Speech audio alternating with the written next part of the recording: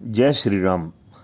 रामायण संस्कृत यानी रामायणम, इसका मतलब है राम प्लस आयणम और शाब्दिक अर्थ है राम की जीवन यात्रा। वाल्मीकि द्वारा रचित संस्कृत महाकाव्य है जिसमें श्री राम की गाथा है।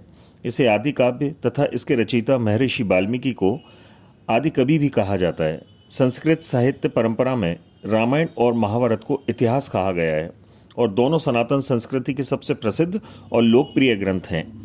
रामायण के 7 अध्याय हैं जो कांड के नाम से जाने जाते हैं। इसमें कुल लगभग 24,000 श्लोक हैं। 7वां उत्तराखंड प्रक्षिप्त है। तत्व मार्तंड में भी उत्तराखंड को प्रक्षिप्त माना गया है। इसके बाद की संस्कृत एवं अन्य भारतीय भाषाओं के साहित्य पर इस महाकाव्य का बहुत अधिक प्रभाव है तथा राम कथा को लेकर अनेकों रामायण रचे गए। मान्यता अनुसार रामायण का समय त्रेता युग का माना जाता है। गोवर्धन पीठ के शंकराचार्य श्री निश्चलानंद सरस्वती प्रभूति संतों के अनुसार श्री राम अवतार श्वेतवाराह कल्प के 7वें व्यवस्तव मनवंतर के 24वें त्रेता युग में हुआ था, जिसके अनुसार श्री रामचंद्र जी का काल लगभग 2.25 करोड़ वर्ष पूर्व का है।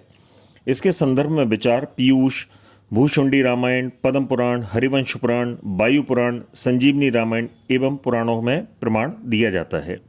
इस महाकाव्य के ऐतिहासिक विकास और संरचनागत परतों को जानने के लिए कई प्रयास किए गए हैं। आधुनिक विद्वान इसका रचना काल 7वीं से 4वीं शताब्दी ईसा पूर्व मानते हैं। कुछ विद्वान तो इसे 3री शताब्दी ईसा तक की रचना मानते हैं। कुछ भारतीय कहते हैं कि यह 600 ईसा पूर्व से पहले लिखा गया। उसके पीछे तर्क यह है कि महाभारत बौद्ध धर्म के बारे में मौन है, जबकि उसमें जैन, शैव, पशुपत आदि अन्य परंपराओं का वर्णन है। महाभारत रामायण के पश्चात रचित है, अतः रामायण गौतम बुद्ध के काल के पूर्व का होना चाहिए। भाषा शैली के अनुसार भी रामायण पाणिनि के समय से पहले का होना चाहिए।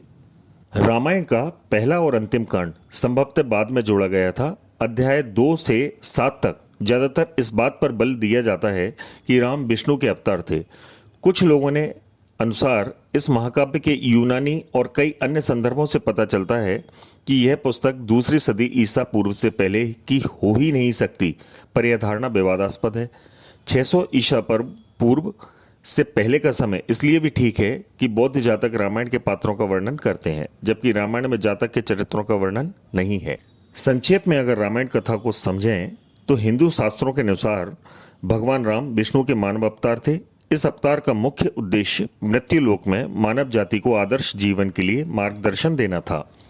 अंततः श्री राम ने राक्षसों के राजा रावण का वध किया और धर्म की पुनर्स्थापना की। रामायण में 7 कांड हैं: बालकांड, अयोध्या कांड, अरण्यकांड, सुंदरकांड, किष्किंधा कांड, लंका कांड और उत्तरकांड।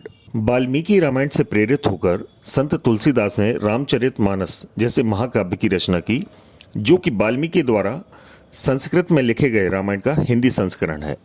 रामचरितमानस में हिंदू आदर्शों का उत्कृष्ट वर्णन है, इसलिए इसे हिंदू धर्म के प्रमुख ग्रंथ होने का श्रेय मिला हुआ है और प्रत्येक हिंदू परिवार में भक्ति भाव के साथ इसका पठन पाठन किया जाता है।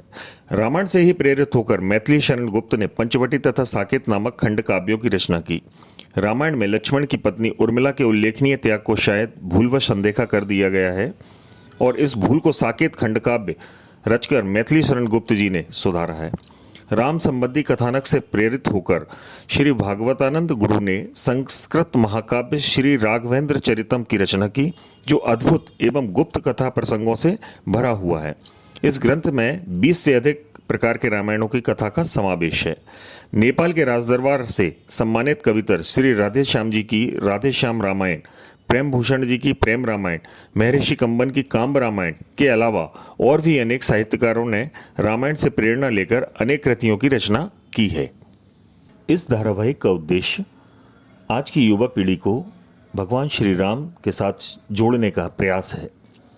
हम अगले धारावाहिक में ये प्रयास करेंगे कि हम श्री रामचरितमानस, जो कि वाल्मीकि रामायण से ज़्यादा सरल भाषा में हमें श्री राम का गुणगान कराती है और उनके सारे गुणों से हमें अवगत और परिचित कराती है, तो हम प्रतिदिन आने वाले धारावाहिकों में भगवान श्री राम के रामचरितमानस का पाठन करेंगे, संस्कृत में उनके श्लोक का हिंदी में अनुवाद करेंगे और समझने का प्रयास करेंगे।